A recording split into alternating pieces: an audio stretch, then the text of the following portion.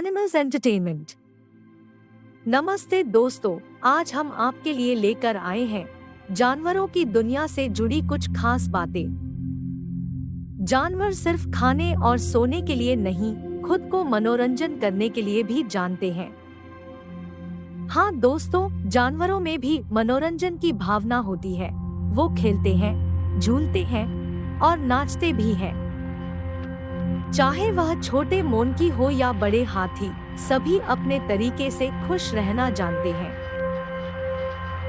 तो आइए दोस्तों, जानते हैं इन जानवरों के मनोरंजन के बारे में।